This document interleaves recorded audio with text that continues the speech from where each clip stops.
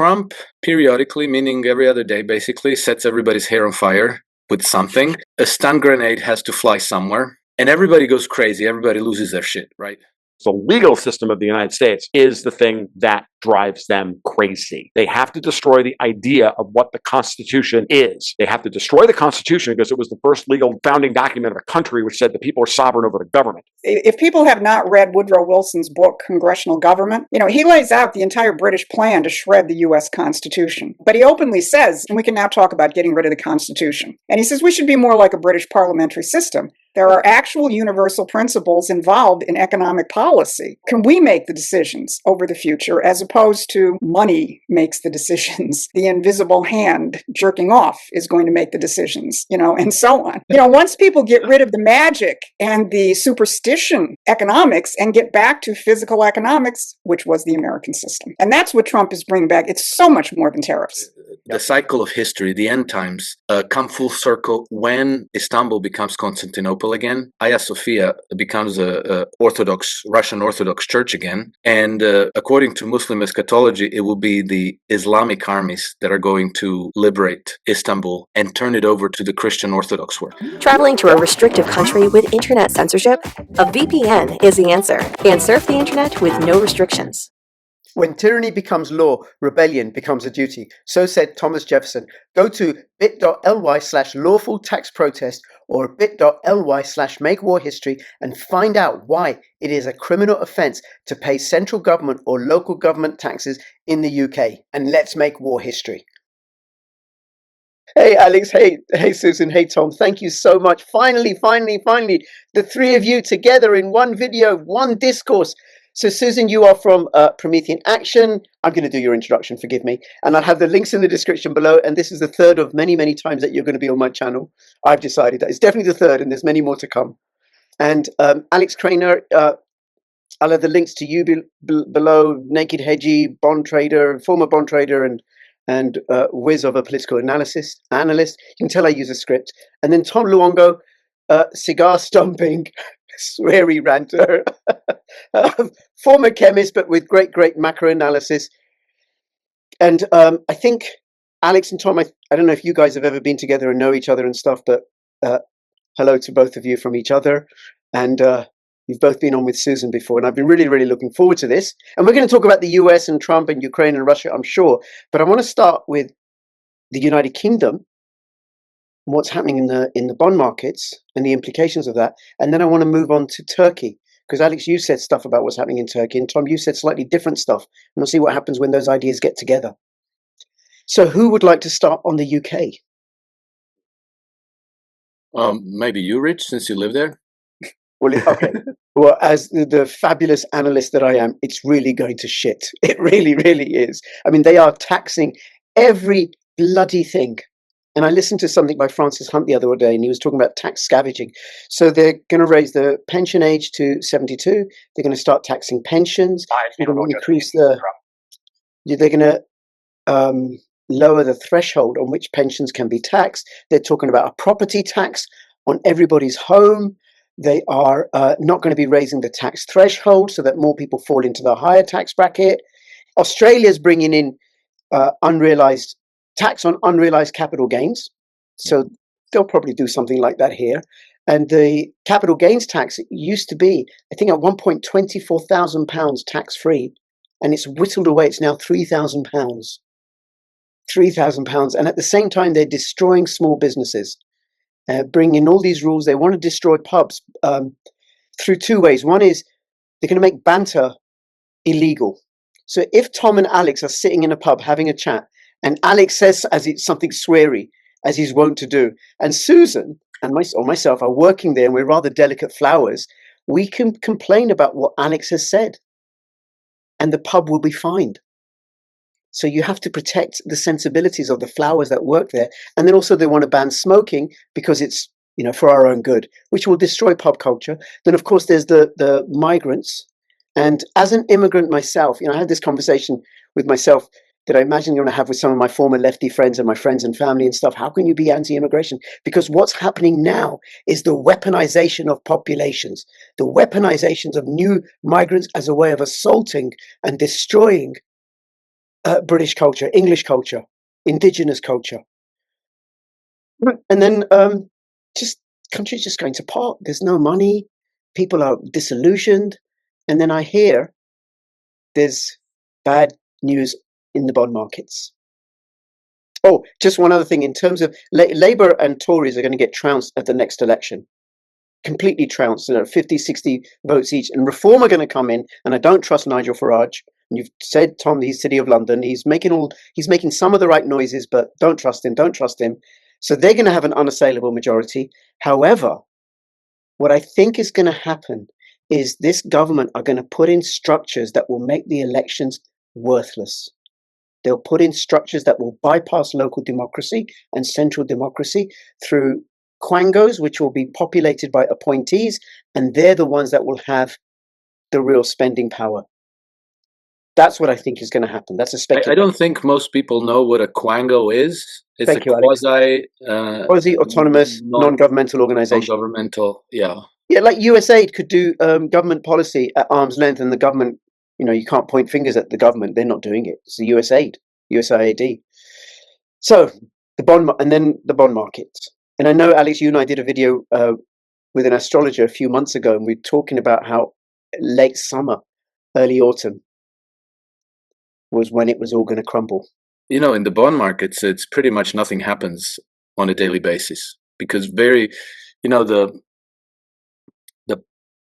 the price fluctuations are always gradual. Like things always happen marginally, a little bit. But then when you go back 5 years, you see that the bond prices have come down in the UK like 50%, like half. It was an Armageddon. And now, for the last 2 years or so, they've been kind of consolidating, but there's no buying pressure at all. And it looks like we've been in the eye of the storm for 2 years after. Okay, basically, if you go back and you had this 40-year bull market in bonds, that is, like a 40-year cycle of interest rates going down and down and down and down and down, not in a straight line, but if you like look at the 40-year period, it's almost a straight line in a channel. Like it fluctuates, but it's almost like a straight channel going down, and that reaches the bottom around 2021, and then what happens in August of 2021, while the bond prices are still close to peak, meaning the interest rates are at historic, like 600-year lows, practically, the United States announces that they're going to be withdrawing from Afghanistan. And I thought, okay, well, that was kind of coming, it wasn't going well. But in the UK, people went hysterical. And I thought, how strange is that? Why is this? Why are the Brits so hysterical about this when, they always consistently pretend that they're the junior partners, that they're just a loyal ally to the United States, and that they follow along in all these stupid misadventures that the Americans drag them into. And so you would expect that when the Americans announce that they're going to withdraw from Afghanistan, that the British political class would be, relieved, like enough of that disaster. No, they were insane. They started giving all these speeches in Parliament, insulting the United States. The Dominic Raab, who was the foreign minister, he was, the Americans, we had to drag them into the World War I, kicking and screaming, and they turned up for World War II way late, and now they're cutting and running in Afghanistan. And then Tony Blair came out, and he said that he said something very interesting. He said the Americans are exiting from Afghanistan for the imbecilic slogan about ending the forever wars. Imagine, ending the forever wars is an imbecilic slogan. And so I thought, how odd is this? Like, what is behind these people? And then, when you start to dig a little bit, you realize that the Brits are way, way, way more invested in all these imperial projects that we ever knew, except that they pretend that they're not. And so 15th August 2021, the Taliban walks into Kabul unopposed. The Americans bail. And now you watch the bond markets and they start going south practically from that date. And what happens next, it's not overnight. It took like more than a year, or maybe even 2 years. But you had the biggest bear market in history of bond markets. You know, they have the records go back, I think, 240 years, more or less. And there's never been this big of a bear market in Western bond markets on record ever. So what does that tell you? It tells you that, you know, the in their collective wisdom, which you can't pick up on a day-to-day basis from events as they happen, you know, with people's attention spans being short, you can't pick this up. But if you look at trends spanning years, you see that the whole thing went like this, and then it started going like that.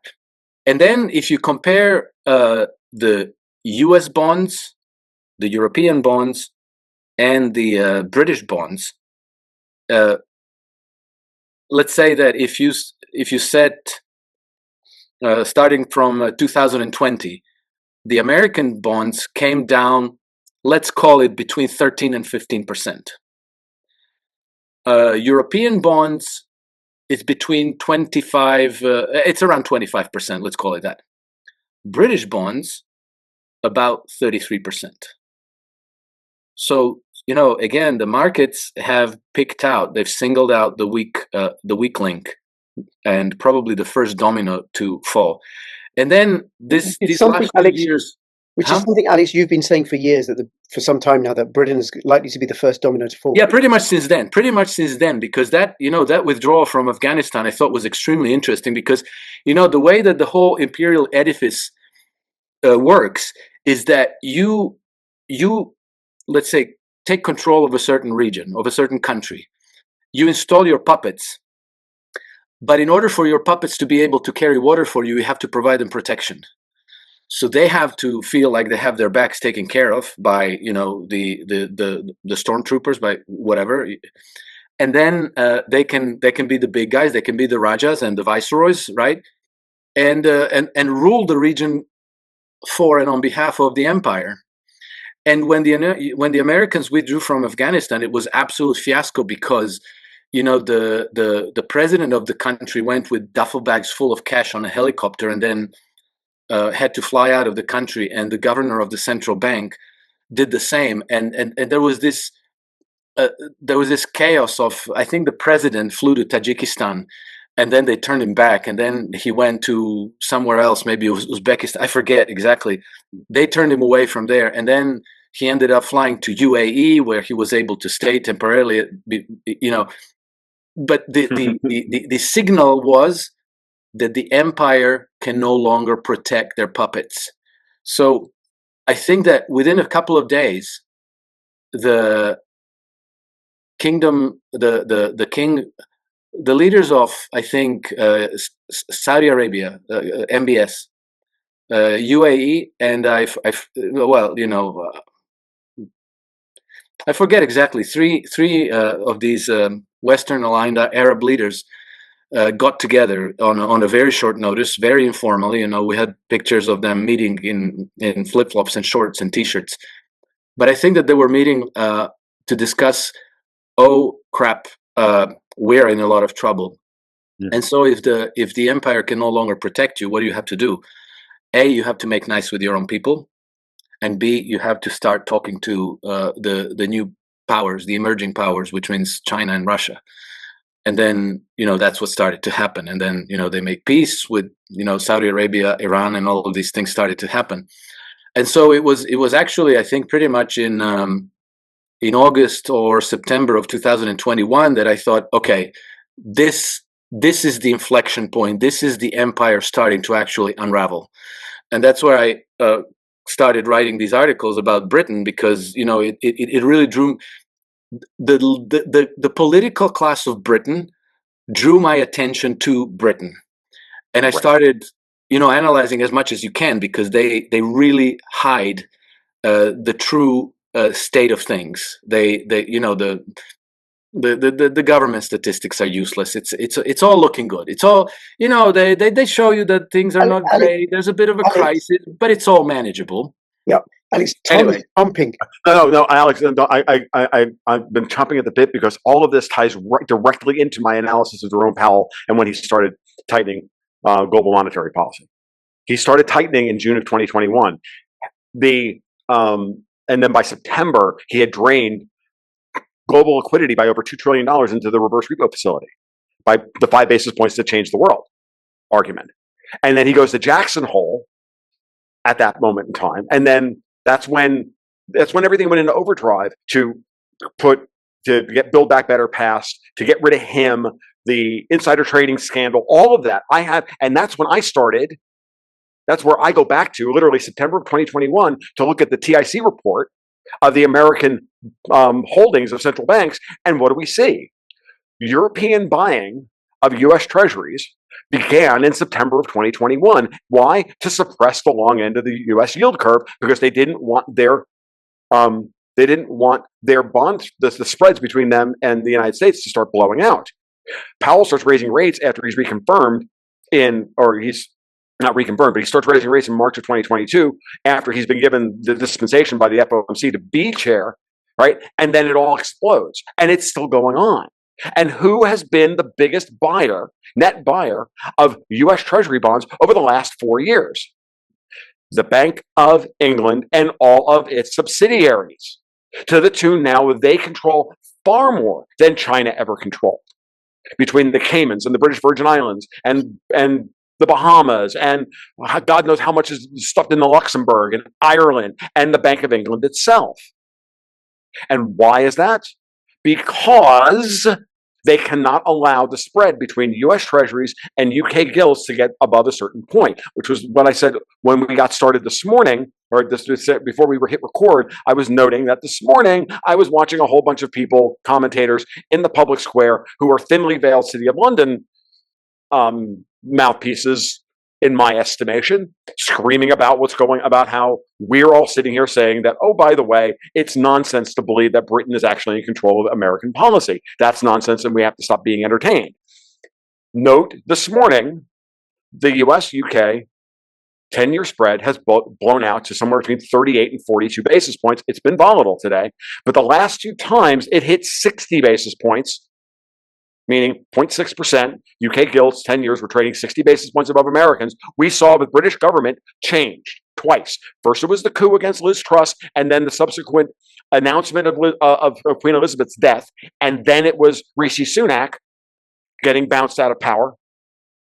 And then Rishi Sunak was bounced out of power right around the same time that they called for general elections and brought in Keir Starmer. This is a big deal, folks. It's all staring you in the face. Geopolitics are tied directly to important movements in certain assets that are the fulcra on which the entire world rests. And so, to those who think I just do entertainment, sorry, I've been on this story for 4 years with data, and lots of it, twice a week, like clockwork. Alex and I have talked about it. I introduced Susan to it a little bit when she was on the show last week. This is where we are, and it's why today we're talking about all this. Isn't it interesting that about the same time that we pulled out of Afghanistan on the 15th of August, which would be the 50th anniversary of Nixon closing the gold window to protect the United States against the Eurodollar system that was threatening to swamp it, here we are on the day that Jerome Powell's at Jackson Hole announcing that he's going to start cutting, for all intents and purposes, he's going to start cutting rates, which is exactly what he needs to do. Huh. Which increases the spread between UK gilts and US Treasuries. It's been widening over the last 3 weeks. Very hard. It was about 20 basis points. It was sitting around 20 basis points for most of the year. And over the last 3 or 4 weeks, pretty much since Trump started the process of accelerating us towards a peace deal in Russia-Ukraine, it's been starting to widen out. Right. So we know from Alex's previous work that the Bank of England is on the hook for an awful lot of loan guarantees to Ukraine. Going back to something Alex uncovered in an excellent piece of work on his part about 2 years ago now, a year and a half, 2 years ago. Was it last? It was just last year. I'm like, it was last. Yeah, I know. Time is going so long. fast. So much has happened. So Ukraine. that's all I got to say. Thank you, Alex. As always, you kick complete ass, my friend.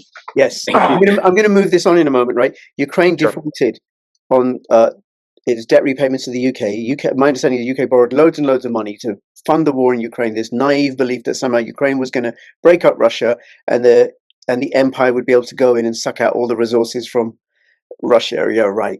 And my understanding that as the interest rates are going up, what in the UK, what the market is saying is the UK is uninvestable, increasingly uninvestable.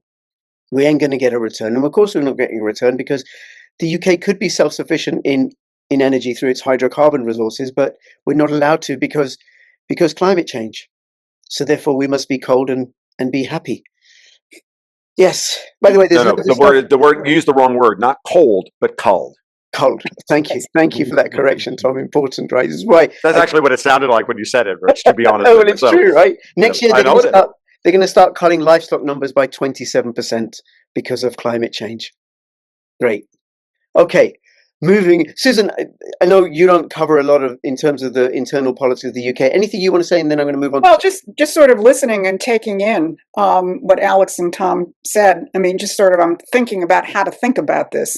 And it seems to me that there's probably a couple of different intersecting dynamics, just to think through, not that I've got any conclusions. One is what you described at the beginning, in terms of the increasing austerity in terms of the British population itself. This is the nature of a parasitical system, of a parasitical imperial system. When it loses its ability to loot elsewhere, and it's sort of what Alex was talking about in terms of Afghanistan, then it's going to have to turn more and more and more towards its own population, in order to extract what it needs to continue to feed the financial empire. So that, that's one side of it. I would, just sort of thinking through how that then affects whatever domestic political machinations, which I know nothing about, would be. The second thing that I would just sort of thinking through, and again, I don't have conclusions, but it's just prompting me to sort of think through, all right, how do you think about all of this? Is how are they going to manage the fact that Donald Trump is not under their control? What kind of global financial machinations might they be able to pull off, in order to try and box Trump in order to try and curtail him and so on. So I'm just sort of thinking through, and we'll be thinking more about those questions based on what the two of you guys just said. Okay, well, forget Turkey. We'll come to Turkey later. I think that's a really great segue to what's happening. And one way they can box him in, the sense that I get with regards to the negotiations between Russia and the United States, is the UK and Europe, they're just refusing to sign on the dotted line. They're just going to keep prevaricating. Susan, do you want to roll off with that? Well, yeah, and I mean, I think Trump knows that. They were summoned to the audience in the White House on Monday and were basically told this is the way the world works, whether you like it or not. What tool do they have? The only tool they have is sabotage and drawing it out. But on the other side, Russia's just going to keep grinding away. Yeah. Until you actually get them in a room and start seriously talking about peace. But which is why I'm thinking about these other things that Alex just talked about, because they're outside of blowing up the world, which I don't rule out at any point. Their options are becoming increasingly limited in terms of what they can do to stop Trump. And this is, I think, I was going to say, Susan, that what I was going to say is this is part of the reason why they keep wanting to talk about ceasefire and a peace deal. The reason they don't want to do a peace deal is because then it would force them to sign on the dotted line that Russia has earned and move the borders, the legal borders. The legal part of this is what's very important, because they keep using the legal ambiguity of the 4 oblasts and Crimea of Ukraine, saying, well, we believe in the territorial integrity of Ukraine. Well, because we don't accept your referenda, we don't accept, your definition of things, blah, blah, blah, blah. Well, excuse me, these people voted for this. Well, we don't accept those elections. Well, got news for you, folks. That's not your business. But so by putting a peace deal on the table, what Trump has done is given Putin the option to take what he's earned, and not much more than what he's earned, right?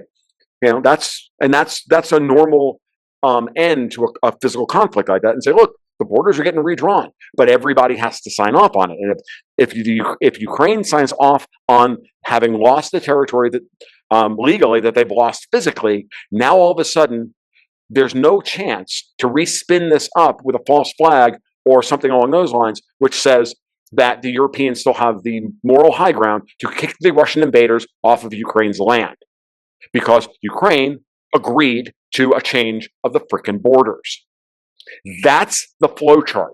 That's why they keep extending and pretending. That's why they want ceasefire. They always want this ambiguity where they can spin the situation to their way of thinking while they rearm, get ready to try and dump a couple 100,000 troops into Ukraine and get the United States to sign off on protecting them when they go and doing it. Now, Trump, I do believe, is willing to use their aggressiveness as a means by which to get leverage on Putin to get to a deal. I don't think he's trying to get one over on Putin. I think he's just trying to use that potential threat and the strategic ambiguity around what he'll do, because he's publicly he's mercurial, but in the end we know that he just wants this over and done with, because the benefits to the United States and having rapprochement with Russia far outweigh anything else. But he has to play that game in the short run.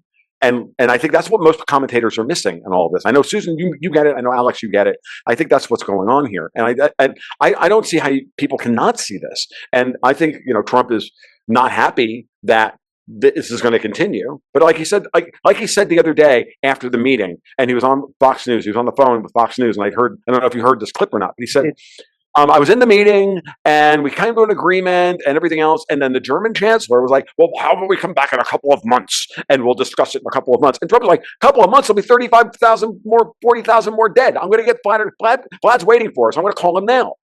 And he sandbagged them. He knew they were going to do that. And he walked out of the room with Zelensky, picked up the phone, called Putin. It was 1:00 Moscow time. Putin was waiting for the phone call, and they hashed it out. And they left the Europeans just completely and utterly without any recourse. Yeah, they had nothing. I mean, they were told to come in and say ceasefire, ceasefire, ceasefire, and Trump just said no.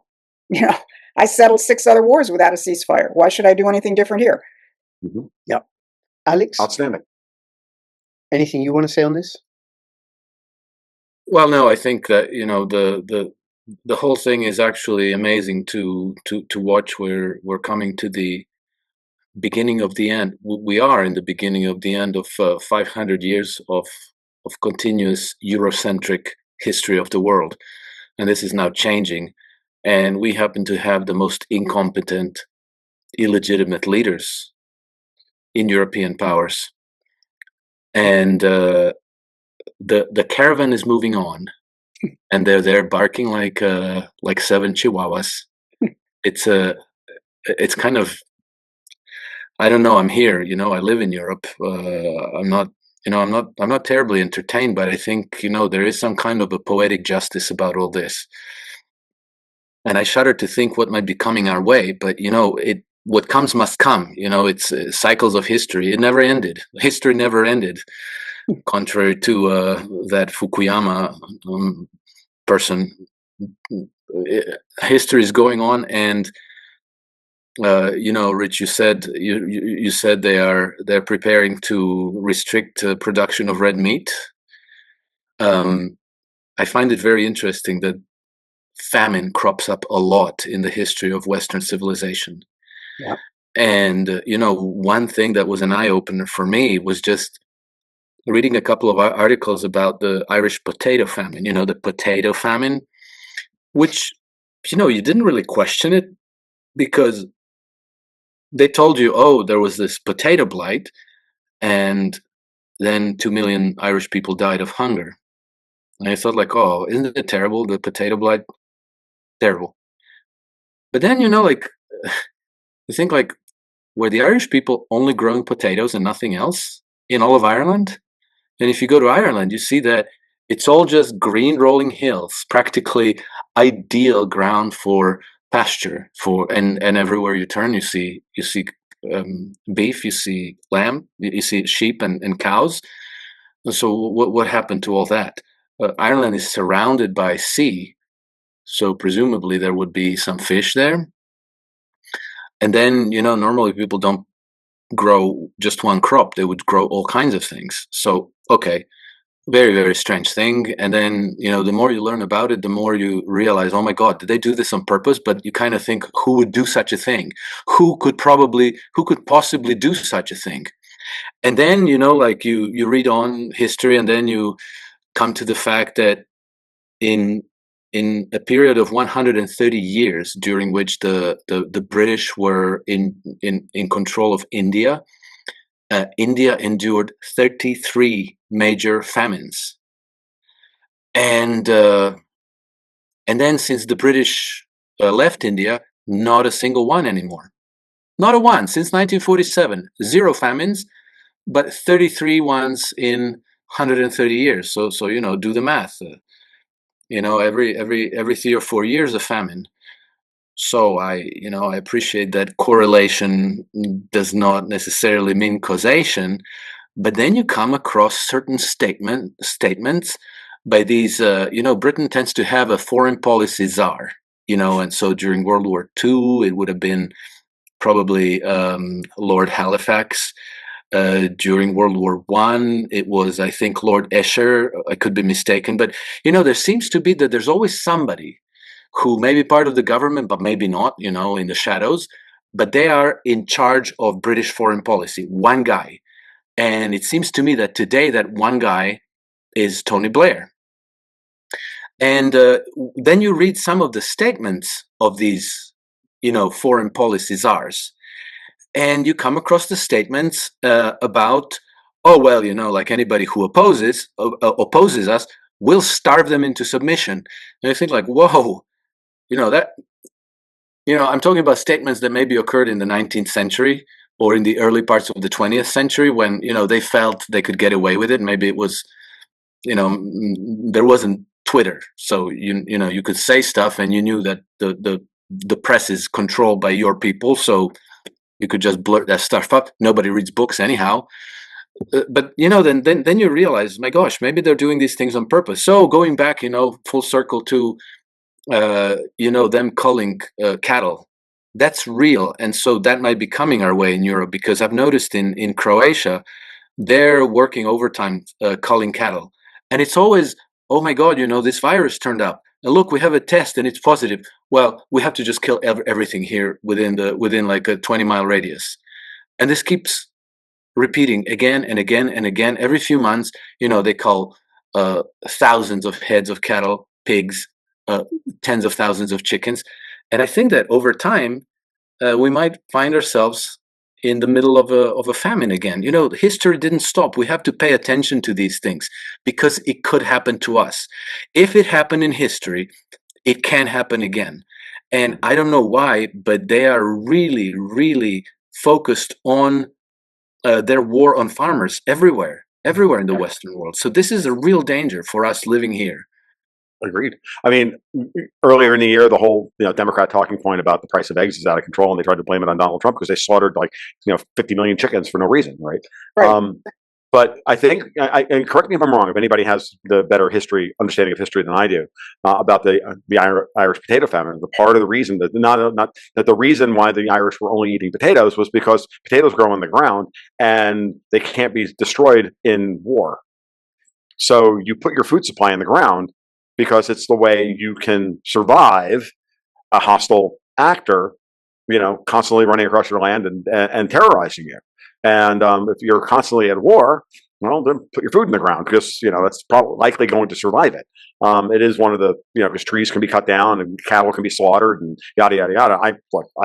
I have a little bit of I think about it this way. I know my wife for a while, when we were seriously building out the place out here in North Florida. She's got fruit trees everywhere and everything else. And what did she do in the old, where we had our old chicken coops? She planted groundnuts in the now very fertile land that we have in the little plot of land where the chicken coops and chicken runs used to be, where the chickens were pooping on it for 10 years, growing groundnuts. And we're just storing protein in the ground. Just in case. You never knew. This was, this is our mindset, 2015, 2016, 2017. So it's not outside the realm of possibility that's why when the blight hit the potato crop in Ireland, we had that massive famine because they didn't have any other source of food. And, you didn't slaughter the cattle for meat. The Irish were apparently they were living on potatoes and milk. So they had just dairy, whatever dairy cattle they could survive, they could keep, from being destroyed in war. And they milked the cows and they had the grasslands. They had tremendous amount of grassland, but didn't have any cows. And so, and I think it was also the case that I'd have to go back and check this. I know it was the case in India in some of those famines, and I think it was also the case in Ireland. They were being forced to export foodstuffs. Yeah. It's not like it wasn't there, right? And definitely Excellent. in India was the case. Because, and then if you look at the whole more modern, form of, World Trade Organization managed food policy, what would they do? They would basically go into a country which used to be self-sufficient in whatever its food stuff was, whether it was rice, whether it was corn or whatever, and say, no, you've got to export that. We're going to make, and you're going to be a monoculture, we're going to export, you're going to make a lot of money, or we're going to manipulate the world financial system, so we'll make a lot of money for you becoming a monoculture export. And you can import what you need to eat otherwise. You can import other things, but of course, who's the middleman in all of this? The City of London, the global financier elite, the masters of the actual trade and financial flows and so on. That's how they do it. That was one of the basic reasons for the American Revolution. It wasn't even so much about food, but it was about, we're supposed to take all of our raw materials, ship them to Britain, you're going to manufacture them, and then we're going to buy them back, at an exorbitant price, and we're constantly going to be under your thumb. And, that's sort of the underlying substrate of all of these things. It's the empire wanting to have complete control over, the economic life of countries, largely through their financial control. And then, if a particular crop happens to become, hit by a blight or something like that, well, too bad for you. We're not going to let that interfere with the way that we're running the world. And you can all starve to death. And by the way, you're dirty Irishmen or Indians anyway, so you should do that. No. And just put a little bit more color on that. In the modern version of that, we have the rampant and financialization and speculation that exists in commodity futures markets. So commodities futures markets are not being used. And Dexter White and I have been talking about this for years. I know I've talked about it with Alex a few times, that the idea of commodity futures markets is not to, they're supposed to coordinate producers and consumers and in order to have a stable system of prices so that producers know how much to produce and consumers know how much is coming. And the futures market is supposed to do that. And that's why commodity futures are supposed to be deliverable contracts of actual goods. Thousands of barrels of oil, thousands of bushels of corn, blah, blah, blah, blah. And what do we have? We have nothing but a system of rampant financial speculation that has crept into those markets where we have hundreds of ounces of gold trading against the underlying gold on the COMEX or the LBMA as one example. So the most famous example that people in this circle, my circle, talk about all the time. But it's rampant through cattle, lumber. I mean, lumber futures are a dumb concept. Lumber is produced locally, and the lumber never travels more than 100 miles, generally speaking, from where it's going to be used, unless it's going to be exported, right? It goes from the land to the lumber mill to the Lowe's, and then a house gets built, and it's all within 100 miles of each other because the trees are bloody expensive to move around unless you've got river systems, yada yada yada. So lumber futures, purely financialized market. The Brent crude contract, oil contract, the one that 85% of the world's oil is priced against, is not a deliverable contract. No one delivers Brent crude off of that contract. It's a pure financial speculation system for pricing fucking oil, only the most important commodity in the entire world. And if you look at, and this is a point I make to my patrons twice a week, every time I do a market report, which is I note just how much the weekly volatility of the price of oil, meaning the low to the high of the price of Brent crude on a weekly basis, going back 5 years, I do a 5-year moving average of that, is 7%. Meaning oil prices move 7% week to week. How in the hell are you supposed to create a stable global economic order if the price of oil moves 7% week to week? It's impossible. The companies, majors can't do capex. No one can figure out how many wells to drill, blah, blah, blah, blah. The whole thing is a complete and utter shit show, folks. And it drives me up a freaking wall. just to give you some comparison, Bitcoin is 4.3%. That's right, Tom. I was thinking that Yeah.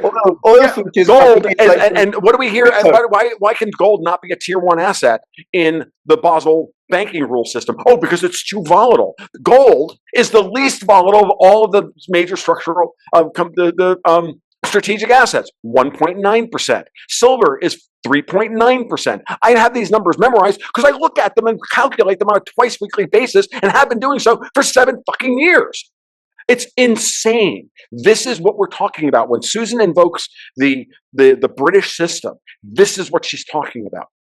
And in my years of of exploring and learning this stuff to try and put better color on it to understand it better, like years of talking with Alex about all these things and trying to marry it all to geopolitics, it's clear this is how the system works. Yeah, and it needs to end.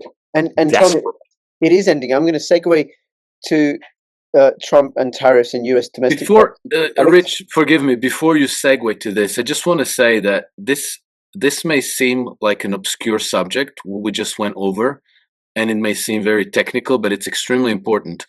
And I've worked as a commodities trader for the last 30 years or so, so this is kind of familiar terrain for me.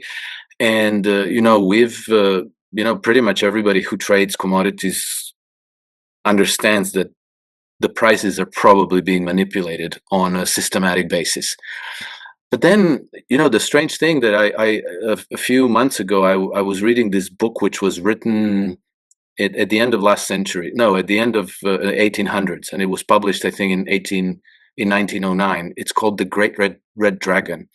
And the guy who published the book, who wrote the book, he was kind of tracing the events in the United States that happened in the 1800s, but in the second half of the 1800s, and he noticed how the evolution of these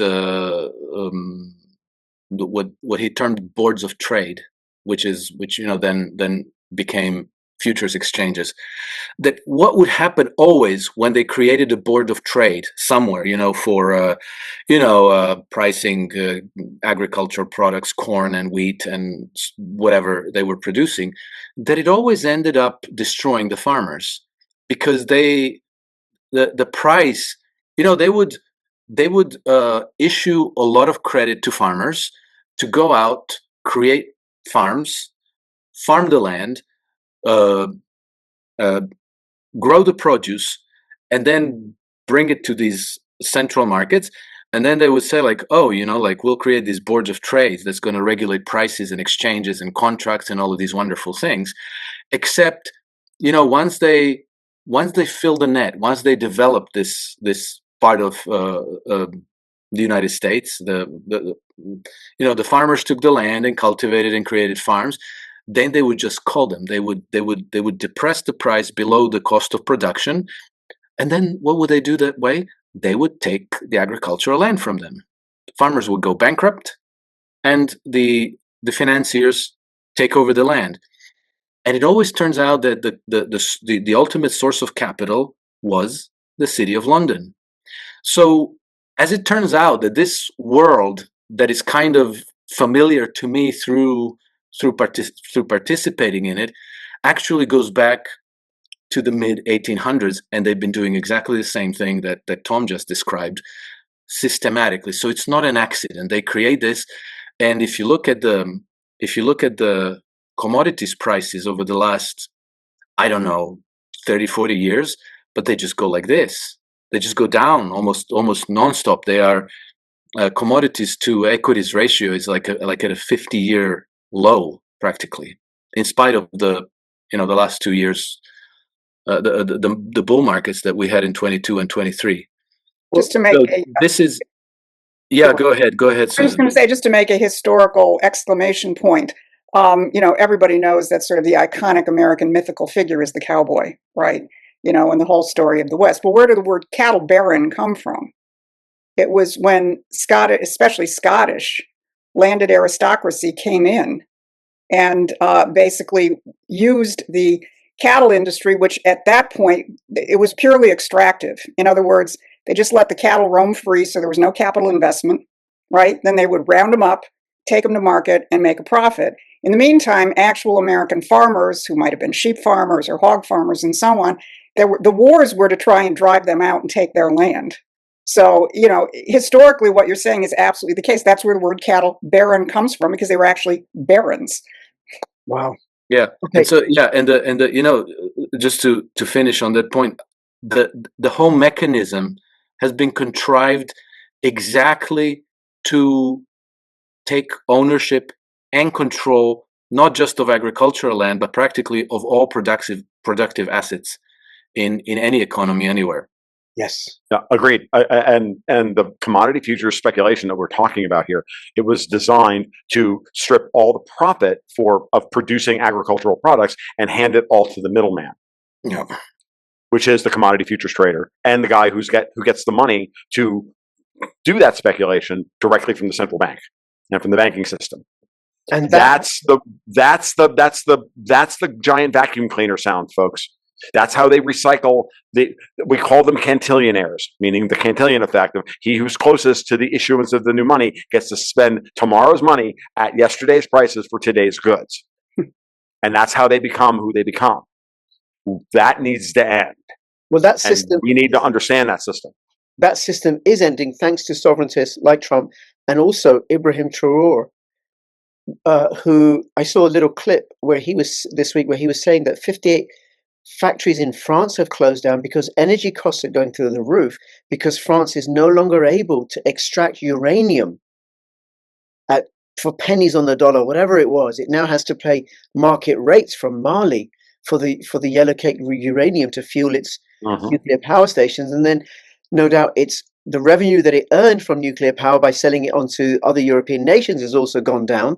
And so we have Traore, who's a sovereigntist, I don't know if he would call it the American system of political economy, but he's taking care of his own people in much the same way as what I'm getting from you, Susan, and you, Tom, and I think from you as well, Alex, that Trump is doing with the US through the tariffs.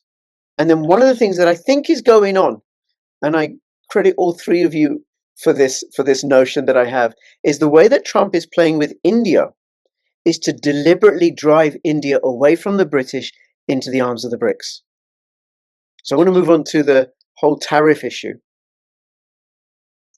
No, I mean, it's true. I mean, what Trump is doing with tariffs, obviously, both from the standpoint of tariffs per se, but what I really love is it's way beyond that. And all of his administration says it. Bessent says it. Lutnick says it. This is just one tool in essentially reestablishing our American economic sovereignty.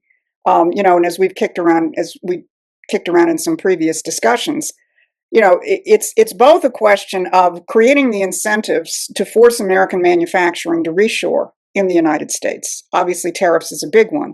But one of the things that was in the big, beautiful bill, which is extremely important, is the 100% financing.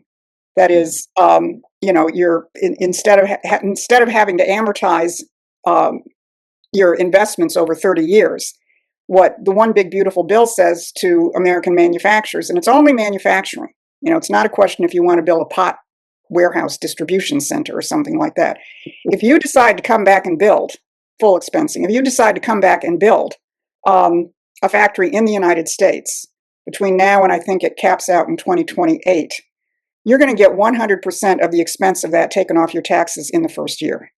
That has never been done before in American history. So that is putting on steroids the fact that Trump wants this manufacturing back in the United States. He wants us to be independent. And it's what's been called a full set economy. If you have a full set economy where you can provide basically the basic foodstuffs you need, I mean, obviously we're always going to have to import bananas, okay? But, the basic foodstuffs you need, your basic underlying substrate for your industrial economy is machine tools. Do you have a modern, capable machine tool sector in the United States? That means you need a skilled workforce to do that. And the administration has got an executive order where they're looking at how do we create 1 million skilled apprentice jobs in the United States, which is really transformational for the culture as well. I may have mentioned this in some discussion with one of you guys, But when I was giving a speech recently and I was talking about this question of skilled trades and the fact that we need to bring back the trade schools, and there's some small projects out there where in about 4 months you can get licensed as a welder or a computer numeric programmer for machine tool CNC. Lady in the audience raised her hand and said, "My grandson is halfway through one of those. He used to be a marijuana chef," which is what they call them. And now he's studying, to actually be a skilled tradesman. And he told me, "Grandma, I've never been more happy in my whole life because now I'll be building things." Right? So the question, Trump and his team, they get this top down, full set. And it's not just an economic change, it's a cultural change. There's a big difference if you're just a slave in a consumer society trying to figure out how to make ends meet with 5 jobs, or whether you're at, like this kid said, now I'll be building things. He has a different identity. And we saw this during 2024 when we went to the auto plants, to campaign for Donald Trump. And, when we first met, we weren't really quite sure, all right, how are these auto workers? They're UAW, Democrats, well, the first plant we went to, which was in the suburbs, 60% pro-Trump. Then we went to an auto plant in Detroit, 90% Black, Hispanic, and so on. Probably 95% actually. We're thinking, all right, we're going to get the same response. Yeah, exactly the same response. 60% pro-Trump because they had a producer identity. And they didn't need to be told by their shop steward or by Kamala Harris who to vote for. They knew who to vote for because they actually lived in the real world. And that's, that shift is one of the most fundamental shifts you have in terms of a nation's independence. Because when people think I have power in the real world, I can act on nature, it will respond to me. And I then have to use those same principles when I make political decisions, not just somebody's opinion. I always say, if you're a farmer or working on an assembly line, you can't have an opinion about the way the world works. You're going to lose your thumb on the assembly line. Or if you have an opinion that you're going to plant in the middle of winter, you're going to go hungry. Because there are universal principles that are going to say to you, no, it doesn't work that way. So the more we bring that way of thinking back into people's political life as well, there are actual universal principles involved in economic policy. Is man able to exert greater dominion over nature? Can we make the decisions over the future as opposed to money makes the decisions? The invisible hand jerking off is going to make the decisions, and so on. I mean, that's, once people get rid of the magic and the superstition of, economics and get back to physical economics, which was the American system. And that's what Trump is bringing back. It's so much more than tariffs. Yeah, it's the return of agency, Susan, which is what the global financial elite cannot stand. They don't want people to have agency. They don't want the US or Burkina Faso to have agency. Okay, Tom, you were going to say something? No, I'm just sitting here cheering. Like this is music to my ears. Like it's absolutely true. And I've made the point in the past, and it's similar to Susan's, which is that every time I have some guy come out to go work on my house out here, be it my well or re-roof part of the house or whatever, it's always the same answer after they listen to me talk for 5 minutes about what's going on in the world, and they go, okay, you know what's going on, so all I need to know is when can we start shooting them? I mean, this is North Florida. These guys work in the North Florida heat, and they roof houses in the North Florida swamp, folks. Like, they're not amused by what's gone on. And they're all armed, and they're all angry, and they're all trying to keep their families together, and they're trying to keep their churches from going under, and they're trying to keep their communities from going under. And the big thing is, so I guess the big question we should have now is, what's the big threat to this? We talked about about what's happening. We've talked about all of that. What would they actually do to stop that? Well, obviously, what they're trying to do is to not allow the switch of the control over how the money flows and how banking actually operates, which is why what I've seen from Bessent, Trump, Lutnick, and the rest of them about how they're going to integrate crypto at the bank level to do an end run basically around the Federal Reserve issuing the money and have the local banks, who are the primary source of credit in the United States in the first place. The small and medium banks are the ones that issue 70% of the credit in the United States.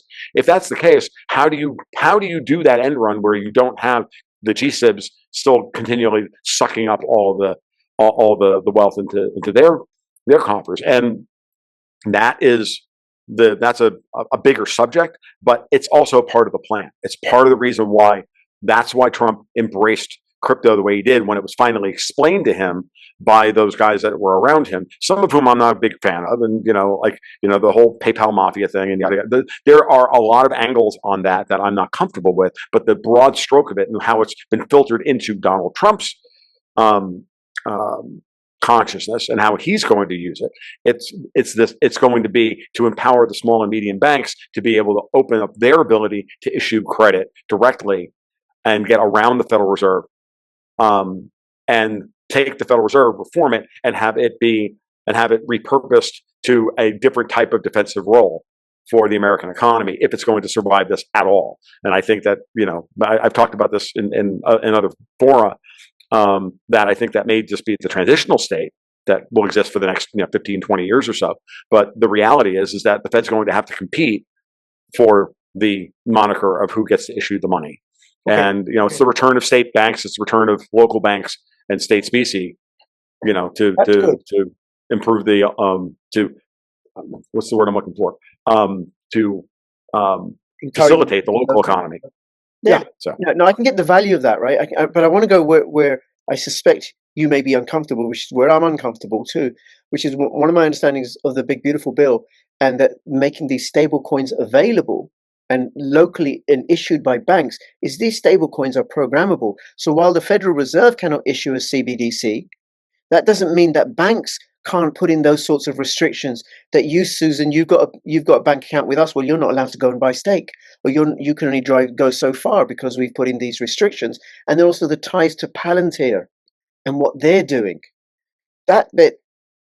But in our system of government here in the United States, the banks are still regulated by the Treasury and or by the Federal Reserve, and the rules put in place that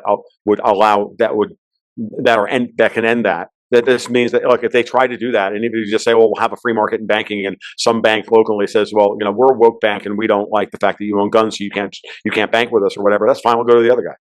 We got 9,000 banks in the United States, and they're all regulated by a mix of either the Treasury and or the Fed. And another thing to remember, Rich, is that Besson has made this explicit, which is that he doesn't believe that the Fed should be in the role of the chief banking regulator in the United States either. He wants to bring that back under direct government control if we're going to have banking regulation. And remember, it gets into the way our legal system works still pisses off the empire like you would not believe.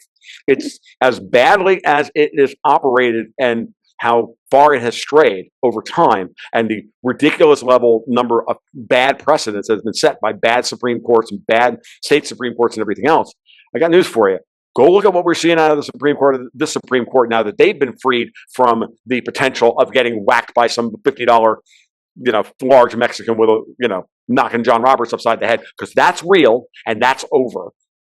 And you're noticing how this Supreme Court has begun unwinding all of that and giving Trump all of his wins once these dumb cases get past the Obama, and Bush, frankly, appellate courts and district courts. So we've got a lot of work to do, but the framework has not been changed. What will change, of course, is whether or not you have, I hate to say it, whether you have communists, operating the legal system, because the legal system of the United States is the thing that drives them crazy. And it has to be, and that's why they had to destroy us. That's why my talking point for years, which is they have to destroy the idea of what the Constitution is. They have to destroy the Constitution because it was the first legal founding document of a country which said the people are sovereign over the government. And it's the only one out there still. Well, and they have to destroy that in order to. Yes, I know you have a living constitution. The 1688 Bill of Rights does say that the people are sovereign. But nobody knows about it. Lawyers aren't trained in it anymore. Judges, it's been sidelined. Of course. And they tried to sideline it here in the United States by building a managerial state within the federal government that was actually not beholden to the legislature and to the executive branch. And so, why do you think they kept arrogating? Why do you think our Congress was abdicating legislative responsibility and allowing the president to arrogate more power? Dexter White and I used to talk about this stuff back in 2007. Okay, we used to talk about this stuff all the time. This was going on in. Yeah, no, go ahead, Susan. I know you know more about this than I do. It goes back to go back to the Woodrow Wilson period, where you really see the whole thing start to metastasize. Because what do you get? You get the Federal Reserve. Everybody knows that, creature from Jekyll Island, blah blah blah blah blah. But this was also the beginning of the budget process in the United States, and basically the beginning of the administrative state in the United States. If people have not read Woodrow Wilson's book, Congressional Government, he lays out the entire British plan to shred the U.S. Constitution. He wrote it when he was a professor. I think it was in the 1870s, maybe it was 1882. But he openly says in there, he says, well, it's finally time, enough time has passed from the American Revolution. We can now talk about getting rid of the Constitution, in so many words. Like up until now, you couldn't tinker with, people loved it and so on. And he says we should be more like a British parliamentary system. But the thing that he really hits at, and I think this is important in terms of all the questions of financing mechanisms, I would be an idiot if I started talking about crypto, stablecoin, Bitcoin, and so on. So I will not talk about any of those things. You can subscribe to my channel, Susan, and find out. Okay. But the question always is, what is the purpose of all of this? It's not just the mechanisms, right? The purpose is to grow your physical economy, or as Alexander Hamilton said, the wealth of a nation is the productive powers of its workforce, right? So all of these things are just channels. And if you lose that that's the purpose of your economy, which is what happened when we lost the knowledge of the American system, and we were told, oh, your two choices are communism or free trade, right? But as long as you've got a culture which knows what the purpose of this is, and if you look at the way Congress used to work, people are completely shocked by this, because now it's all consumed by the budget process, right? You have to pass your omnibus budget bill. The numbers all have to fit, and, continuing resolutions and blah, blah, blah. Well, we used to be, back in the 19th century, not only was there no federal budget until the early part of the 20th century, there was even no appropriations committees. Because today you need to do something, the authorizing committee, energy authorizes it, but then it still has to go to appropriations to say that you can actually have the money to do that. In the 19th century, we just had authorizing committees. Congress operated from the standpoint of, we need rivers and harbors. Okay, authorize it. And either the money came through the national banking system, or it came through private investment and so on. So you've added these layers and layers and layers where money rules everything. Balancing the budget like your family checkbook, anybody runs a business by balancing their budget like a family checkbook. Of course they don't. They have to make investments. They have to borrow money. They think about the future and so on. We lost that. So, I'm going to leave it to you guys in terms of the modern 21st century forms of new kinds of financing. But the most important thing is return an actual understanding of what is the purpose of economics. And I think the Trump administration is having that discussion every day. It's astonishing to sit there and watch a commerce secretary or a treasury secretary talk about manufacturing jobs, talking about lifting up the living standards and the productivity of a workforce. I have not seen that in my lifetime. I don't think anybody has seen that in their lifetime. And that's what's new. And that's where the hope is. And we have to have that same kind of discussion in other countries.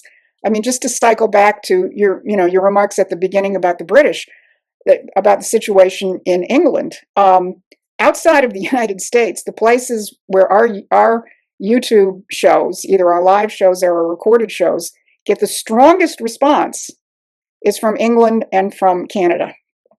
Of people who say, we want to be liberated from this. But they're asking our advice. Should you support this party, that party? I don't know. That's, I don't know. What you have to do first is you actually have to learn a different language of economics and statecraft before you could even start to change things.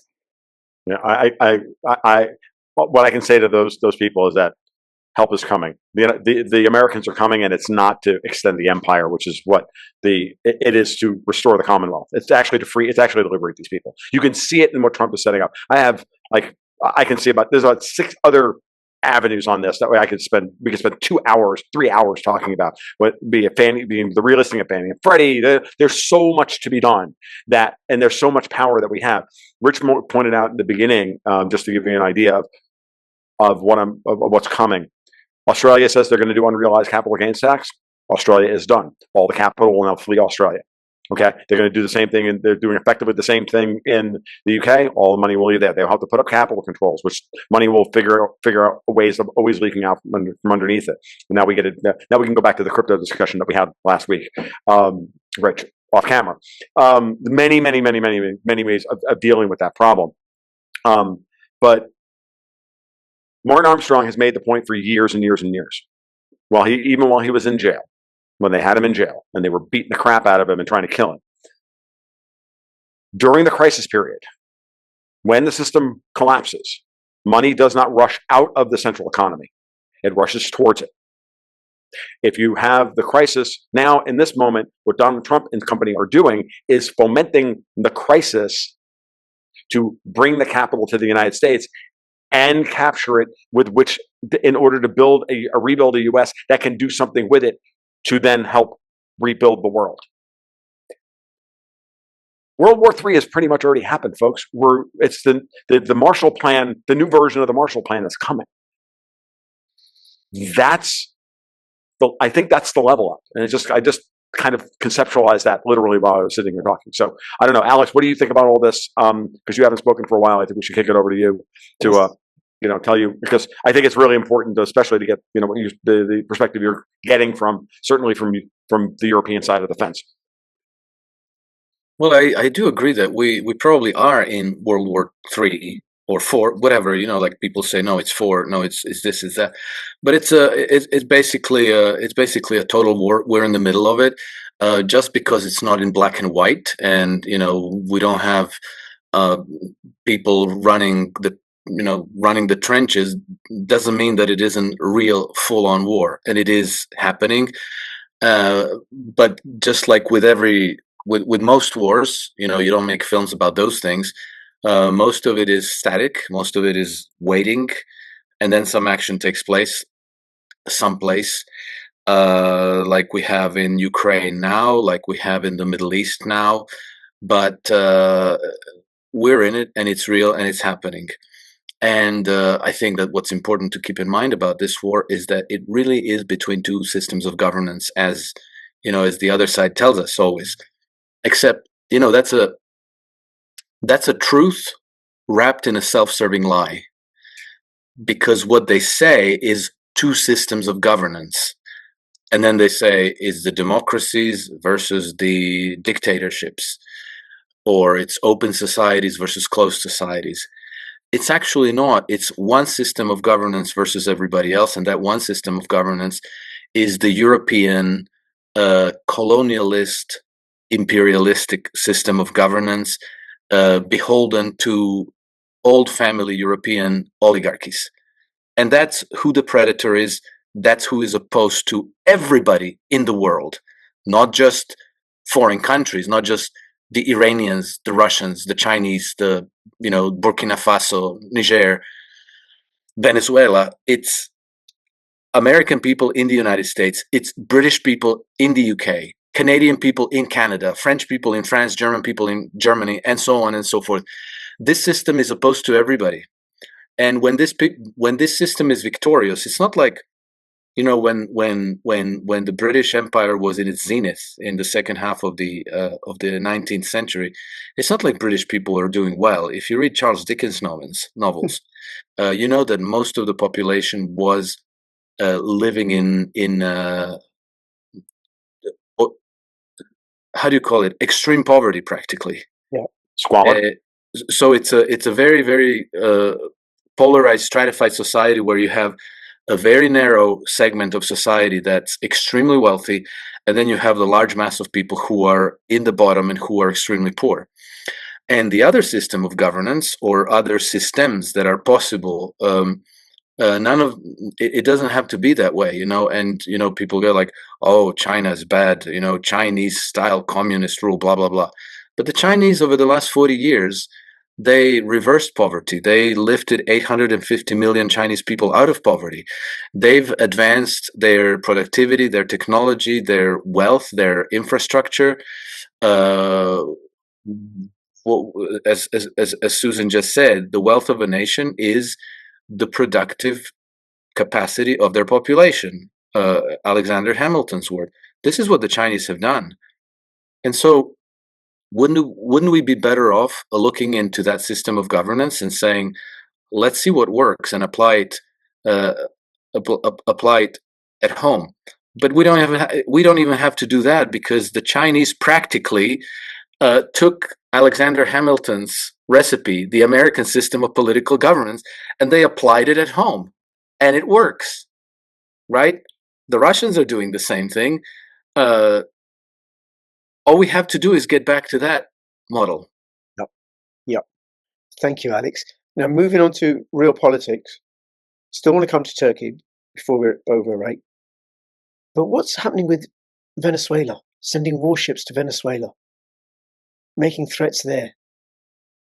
Alex. Thank you. I would ignore this for the time being.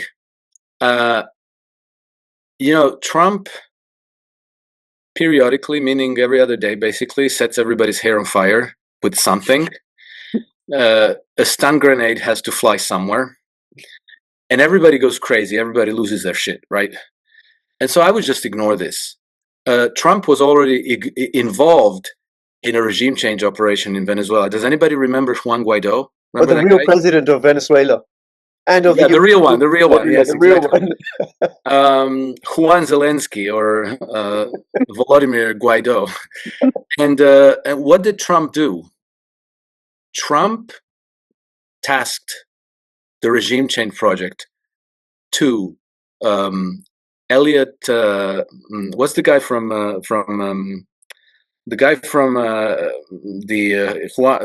Iran Contras affair? Not Elliot Spitzer. Elliot. Oh God, yeah. I can't remember his name. I know who you're talking about. I can't remember. Yeah, go ahead. Yeah, him, who I thought was dead. I never even knew that guy existed anymore. And who else? John Bolton, that Trump himself said that he's the dumbest man he's ever met.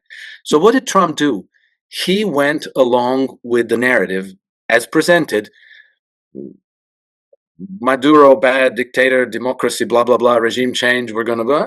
And then he tasked the project to two of the dumbest, biggest flunkies he could find in Washington, D.C. Elliot Abrams. I think it's Elliot Abrams. Elliot Abrams, thank you. And so what happened? I don't know where Juan Guaido is, but I'm pretty sure that Maduro is still in charge in Venezuela. So nothing happened. The whole thing failed, right? So let's see what happens. Let's not, these ships go there. If you've ever been to Venezuela, if you understand what the country looks like and the coast, you cannot you cannot invade that with a couple of ships and 4,000 troops. It's like you can get to the beach in Venezuela, right there. What's it called? Puerto Cabello and I forget. I lived there. I lived in Caracas for a little bit over a year. But then Caracas is at like practically 3,000 feet altitude, and between Caracas and the sea, you have this huge mountain called the Avila, where you would have to come across, which you would have to march those troops through a tropical rainforest over a mountain to get to Caracas in the first place. So you can fire off some of these missiles, but you're not going to take Venezuela with 4,000 troops. You would have to probably bring 2 million troops. So this is all for show. This is a stun grenade again, and so please don't lose your mind over this. It's just the stun grenade on the same day that he then sends the FBI to John Bolton's house, exactly. Which was I woke up this morning and I saw that text from Dexter White, and I was just like, I love this timeline. I just do. I just do. Like, I hadn't even like, I don't need coffee this morning. I'm like, this is the best news I could have ever asked for. Yeah. But you know what else? I didn't see. I just kind of like scanned it quickly on X, so I didn't read the details. But it seems that they're going to start official hearings on freedom of speech and censorship in the UK. I Yeah. think that this is I think coming. Jim Jordan, I think it might be Jim Jordan doing that. Jordan, yes, Yeah, Mhm. so he's been looking into this that. is going to be, I think, an important story because Yes, it is. the censorship, the repression in the UK is off the charts.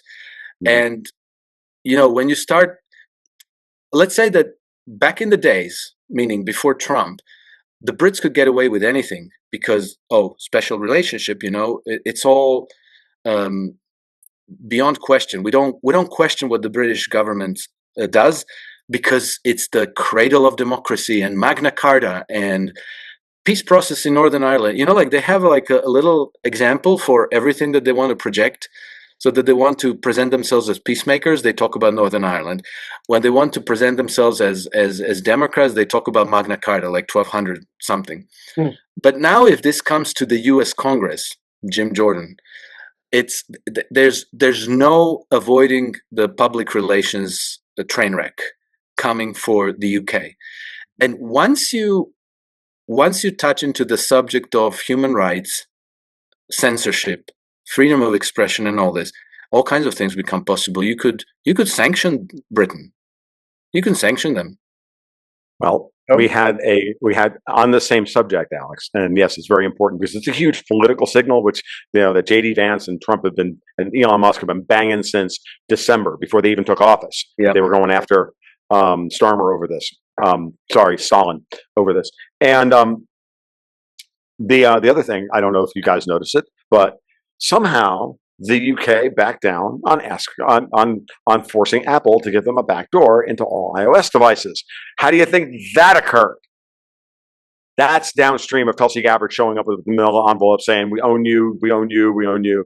Fuck you, fuck you, fuck you. You all work for us now." Which this is all over. The special relationship is over.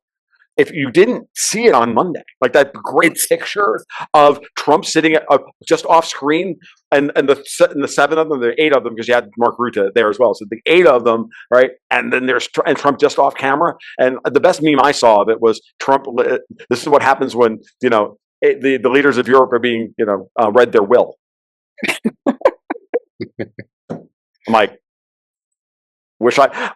whoever came up with that one, stealing it shamelessly. You're brilliant, but it was so good. So yeah, no. I think I would just push back a little bit, Tom. Special relationship is not over, but now it's going to be the U.S. term to enjoy the special relationship. So I misspoke, Alex. Absolutely, you are correct, my son. You are correct, my son. My good friend. Yes, absolutely. That would be very interesting. Our relationship. I've been following what Preston Byrne has been doing in terms of threatening to take the Ofcom, the regulator, the public service, public announcement. Oh no, there was something else today as well. As a Gabbard today said, "That's enough. We're done. No more intelligence sharing." Or the State Department and Gabbard. Yes. No more intelligence sharing with the rest of Five Eyes over the Russia-Ukraine negotiations. Yep. Period. It's over. Wow. Yeah. Oh, wow.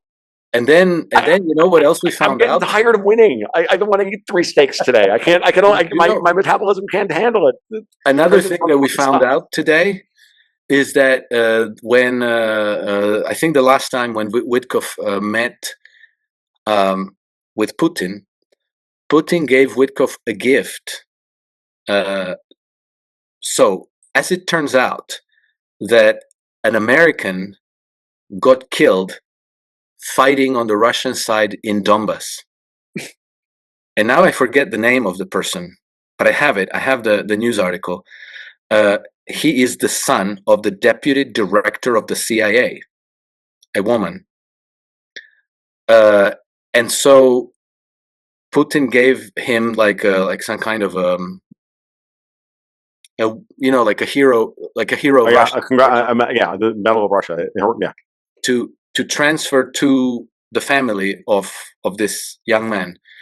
So it's like, obviously this is not in the news, but it did happen and it's for real. And the young man, I think he was 21 when he died, and he really did die a hero's death. He was under attack, and he was giving aid to a wounded comrade when like an artillery shell landed and blew him up, and he bled to death on the way to the hospital.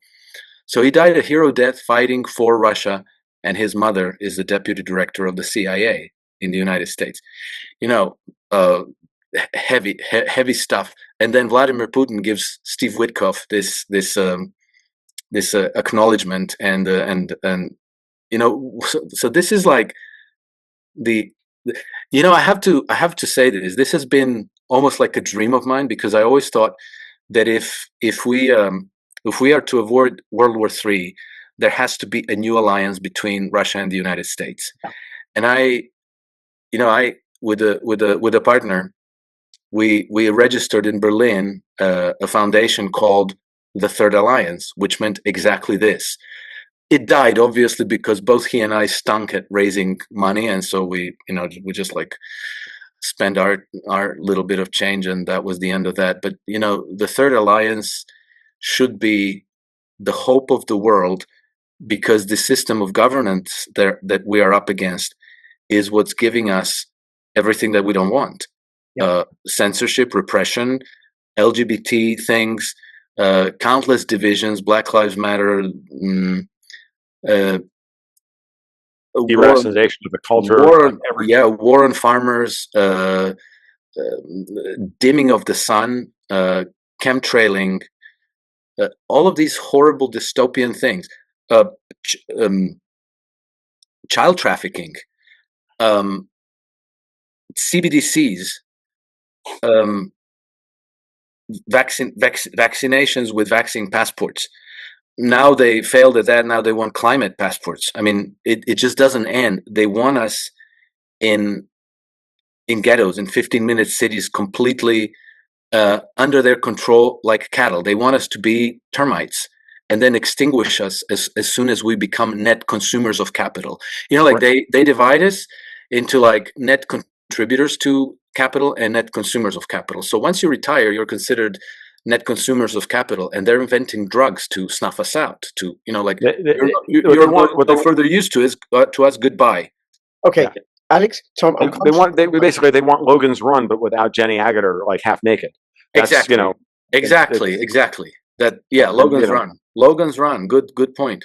Yes. So I want to, Susan, anything you want to say about this quickly, and then in the remaining time, I do want to move on to Turkey. No, okay, thank you. Let's talk Turkey. Let's talk Turkey. Let's talk turkey. Have your turkey, do the turkey, fine, you know.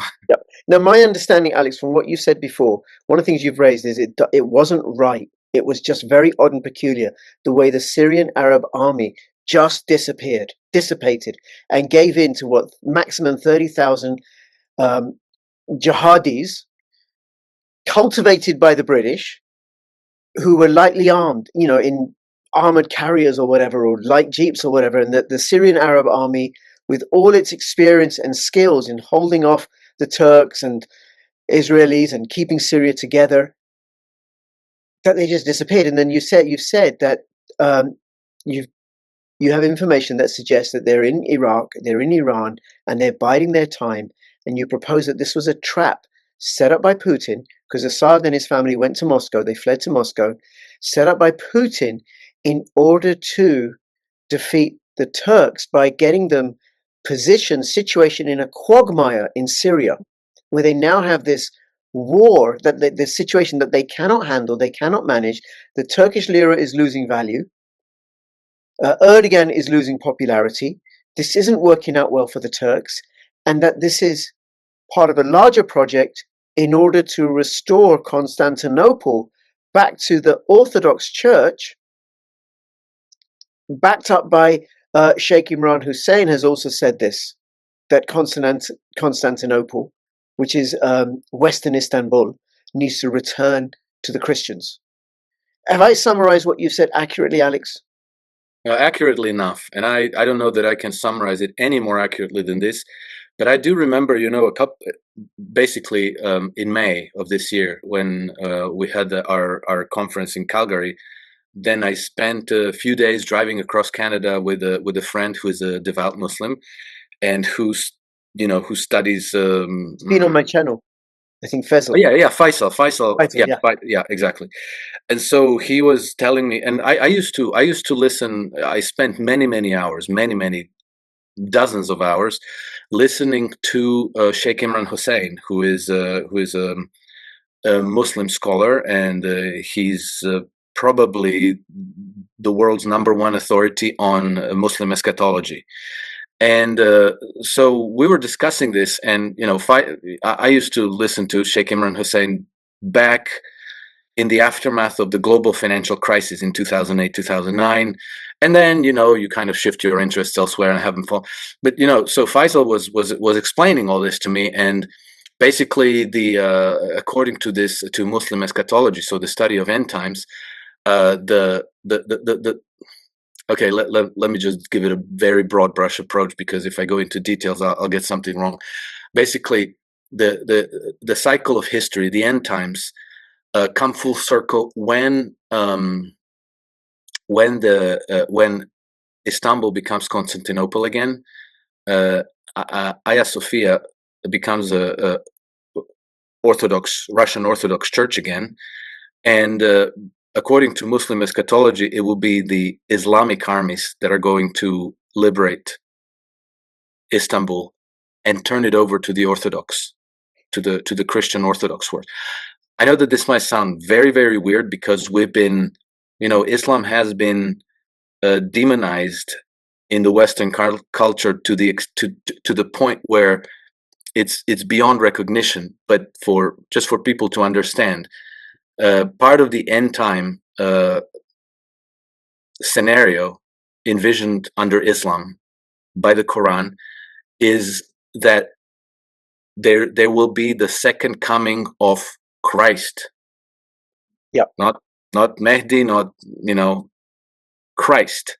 So because Muslims revere Jesus Christ, they deem him and respect him as a prophet of God, and the end times involve the return of Christ.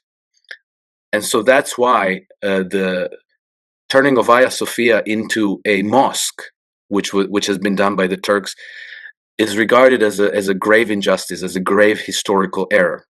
Okay, so that's that story. You think of it what you like.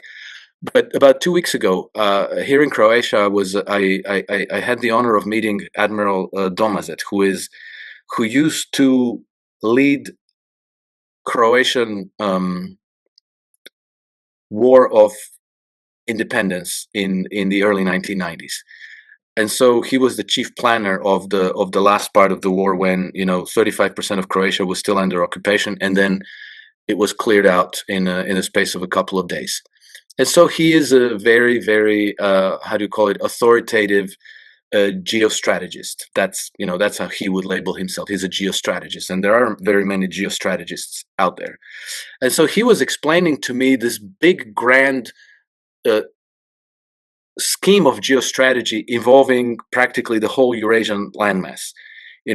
From the Arctic, from the Baltics down to the Mediterranean, the significance of Syria, the significance of Libya, the significance of Croatia and the Adriatic coast, the Aegean, Turkey, Lebanon, Israel, all of this.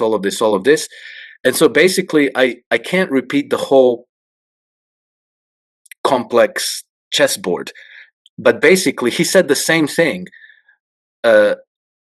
This all ends when the Russians take Istanbul, and Istanbul becomes Constantinople again. And I was like, Admiral, did you know that this is exactly Islamic eschatology? This says exactly the same thing. He didn't really, but it's extremely interesting that two completely different paths converge on exactly the same destination. Anyhow, so going back to Turkey, remember December 2024, we talked about this, and I thought that just can't happen. Yeah. That a 250,000 strong military with an air force, with air defense, with helicopters, with tanks, with heavy artillery, with fortifications and trenches and bunkers, just yields in a period of 9 days to 30,000 jihadis, consisting of many, not even a coherent group. And then 30,000 is really like the top estimate. It's probably more likely that there were 20,000 or less.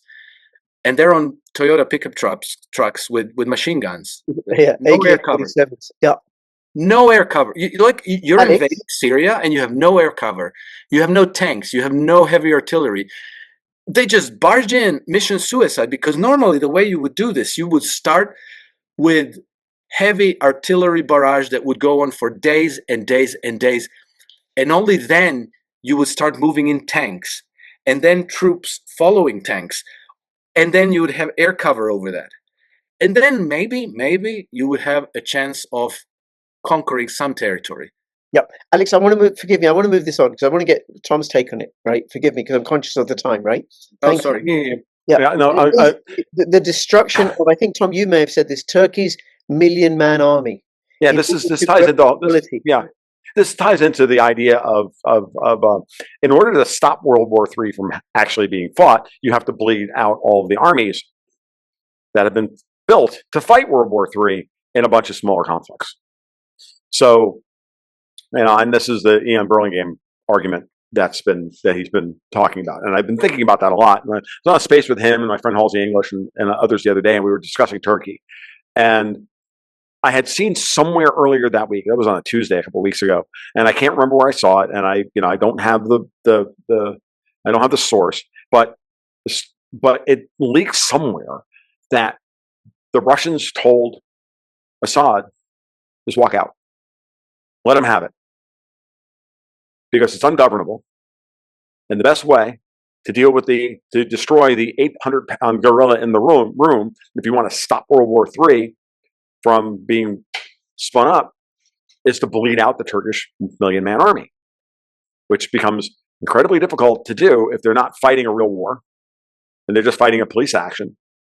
The Syrian Arab army hasn't been destroyed, it's just not on the table, right? So, and the Turkish economy is collapsing. Erdogan has gotten everything he ever asked for and everywhere he wanted. He wanted Syria. He wanted all of his neo-Ottoman dreams and all the rest of this rotten nonsense that goes through that guy's head. And it was handed to him on a silver platter. And the Brits told him to take it. And he got everything he wanted. And now he's not very happy because it didn't get him the poll number boost that he needs at home.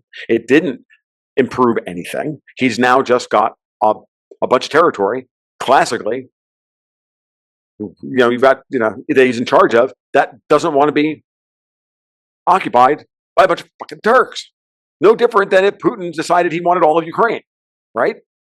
Like, the idea that Putin would ever go past the Dnieper for any reason other than to decapitate Kiev in order to end the war, and he would invade through Belarus if he was going to do it, which is what he did in February 2022, right? Is ludicrous.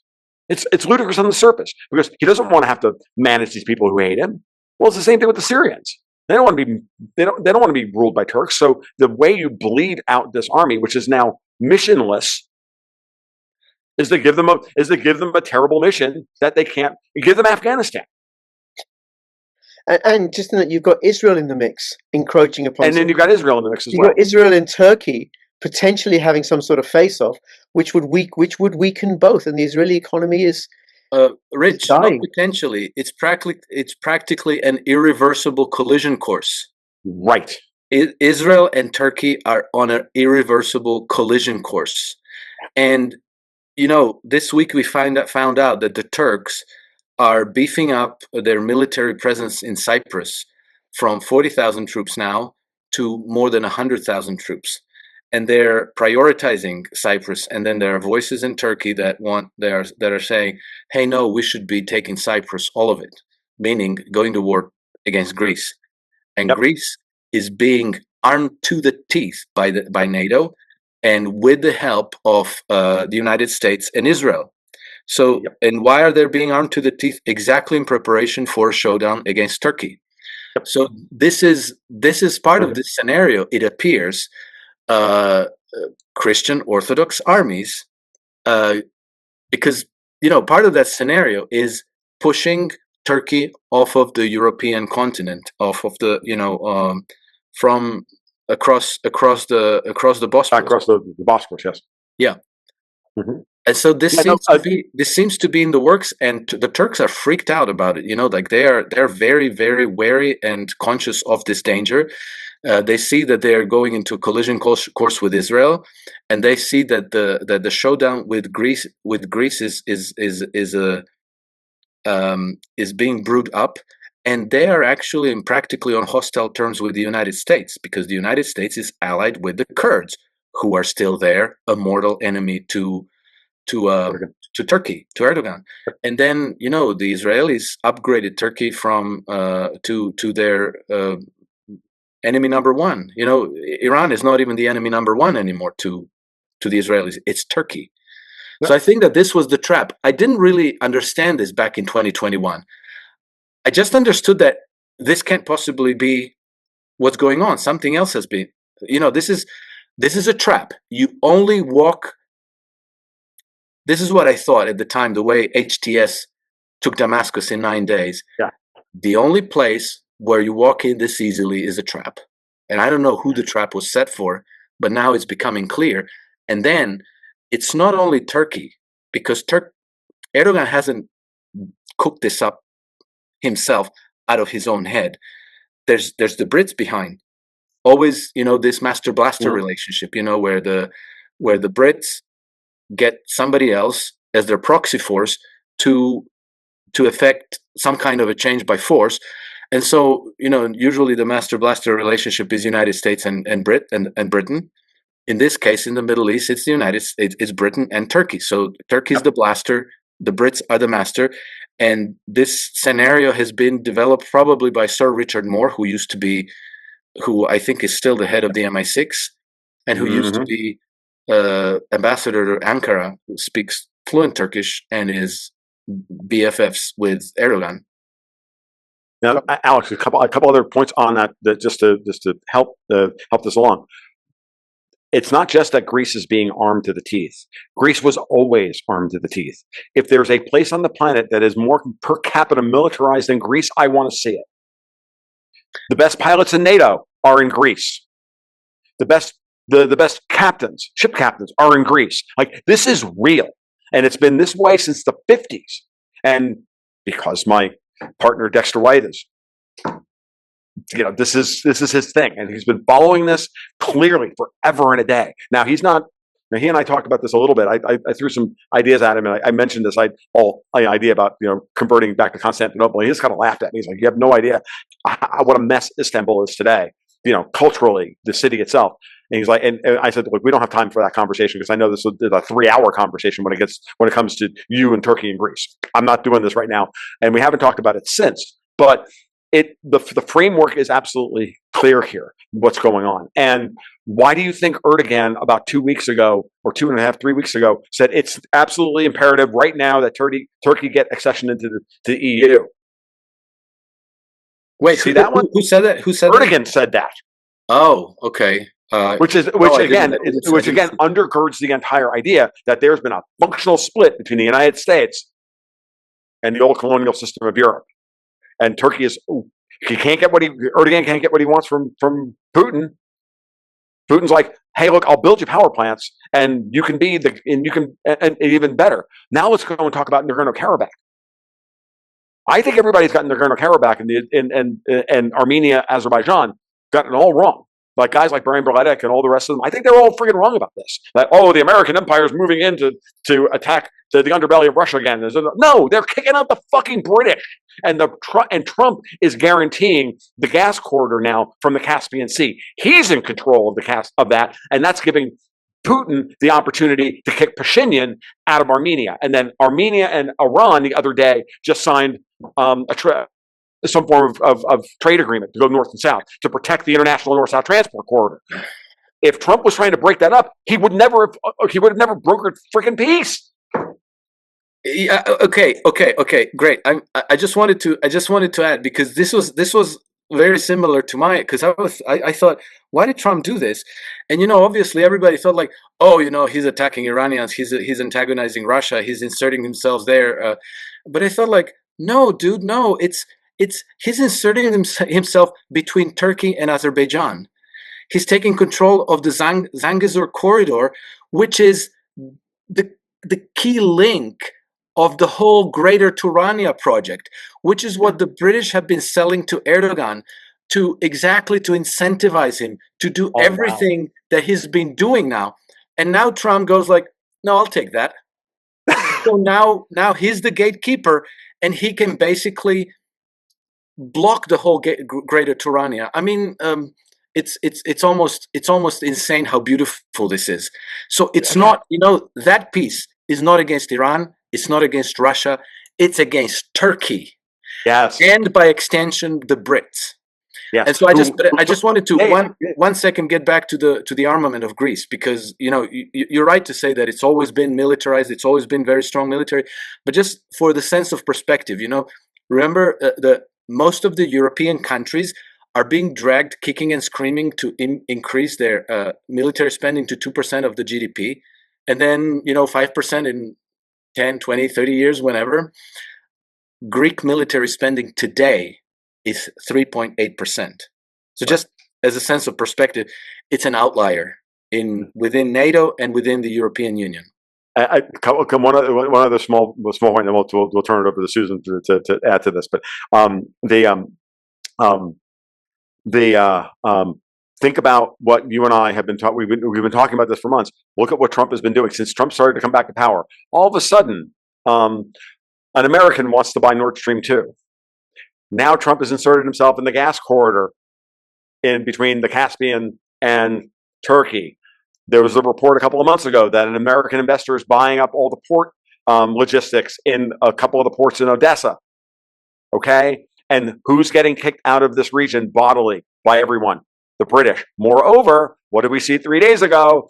Giorgia Meloni was the one who was given the opportunity to arrest the Ukrainian who supposedly blew up the Nord Stream pipeline, which, by the way, is not a fairy tale. Having done again, Dexter White is brilliant. He's done a deep dive. Technically, that dive that was done, that could have been done by a couple of guys at a yacht off the coast of where it was done. It was not a very technical dive. And so the story that it was the Ukrainian or a bunch of Ukrainians that got drunk one weekend and did it. Okay, that's a little bit of an exaggeration, but at the end of the day, yes, that's probably closer to the truth than anything else. But the fact is that guy was handed to Giorgia Meloni to arrest. That's another signal to Brussels. Oh, by the way, she's being chosen to lead Europe out of the darkness. Not Germany, not France, not Ursula von der Leyen, who, by the way, was sent out of the room because she's not an elected freaking leader. Susan, you're on mute, love. I was going to say, don't forget Giorgia Meloni's eye roll when when Italian. Merck was hammering away at a ceasefire. She's so awesome. Like, it's so funny. No, well, I'll just throw in a historical perspective, sure.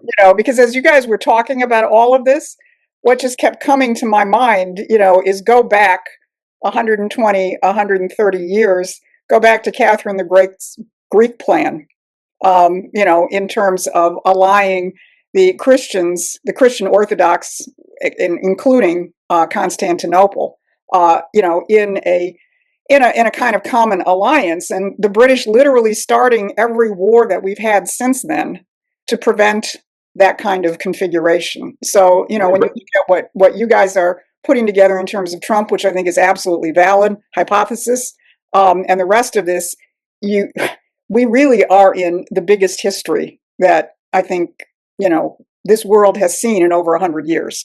And to put a final point on it, if anybody doesn't believe what we're talking about here, I urge everybody to read Richard Poe's work on how the British fomented World War I to break both the Ottoman and the Russian Empire. And that is really what World War I was all a fucking about. Yep. And they were successful. Yep. And they destroyed the United States in the process and seduced us into empire in the process. It was a masterstroke on their part. I'll give Churchill his due. I'll still want to exhume him and, burn his friggin' corpse, but I don't care. Like, I'll be right he was with evil. Churchill is vile. I don't even like smoking Churchill cigars, for Christ's sake. That's how much I hate the guy. Okay, I'm going to bring it back to politics, Tom, versus your vehemence against Churchill and exhuming dead bodies. But Susan, I just had the thought, and I just wondered if this was going on for you as Tom and Alex are playing political ping pong with each other, magicking up some fabulous analysis, putting the pieces together. It is wonderful watching geniuses at work. So thank you both. I've been wanting to get both of you together to talk about this for a while. Now, any last words before we finish up? I think I said what I had to say. This is the biggest history we've seen in over 100 years. Yes. Yep. Couldn't have said it better myself. Alex? Rejoice and stand together. We're winning, but we have to keep on putting one foot in front of the other, and never, never, never allow ourselves to be intimidated or bludgeoned into silence and submission to the inbred, degenerate child killers. Yeah. Don't hold back, Alex. Tell us how you really I was feel. going to say the same thing. That's right. You wiped the smile on my face when you said child killers. Oh God, I mean, not make light of it or anything. No, you're absolutely correct, and it's deadly serious, and it's what motivates. I know it's what motivates Alex. It's what motivates me to get up in the morning. I know it's what motivates Susan, and what motivates almost all of us, and even the ones in the commentariat that we're adjacent to that are not seeing it. I know they're all good men and women trying to figure this out, but I for whatever reason, like, it's staring us right in the face, and it has been for quite a long time. And this model works better than what I've seen, than every other one that I've tried so far. So I'm going to continue going with it until it doesn't work. Yeah, thank you. Well, I have a personal context which shapes what I do on my channel, and my social work, my politics, and everything. Which is, I'm up, and I think you'd all be in agreement with this. I'm up for a world where human beings honor human beings, and that's why I do what I do. And Susan and Tom and Alex, thank you so much. It's been a complete delight. I would love to do this again with all three of you. Susan, I've been doing this with Alex and Tom together every month, and I'd love for you to be on board as well. And I've checked I checked your diary. You're free. If it's a month, I actually might not be. Policy conference. I have to say that I'm really glad that it's not just Alex and I like screaming out in the void that all roads lead to London. It's been an absolute.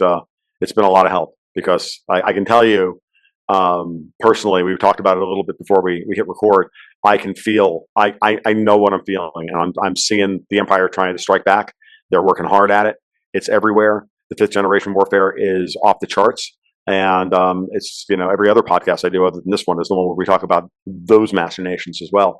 And, it's, that is what it is. Like, no one's sugarcoating anything, folks. It's real. If we weren't over the target, they wouldn't be targeting us. So. Thank you. And each of you provides something distinct and unique and fabulous and smart and intelligent. I'm really, really grateful to you all. I'll have the links to Alex and Susan and Tom in the description below. Please share this video far and wide. Oh, and if you're in the United Kingdom, you better get a VPN so that you can follow the congressional hearings that Jim Jordan does, because the government may say, for our sake, it's not good for us to know what they're talking about. This is Rich and Alex, Susan and Tom signing out. All the best. Bye-bye. Bye-bye. Just remembered, right? If you're in the UK, actually anywhere, get a VPN. If you want to be able to access all sorts of perspectives that the government thinks are dangerous for you, get a VPN. NordVPN.com/CryptoRich.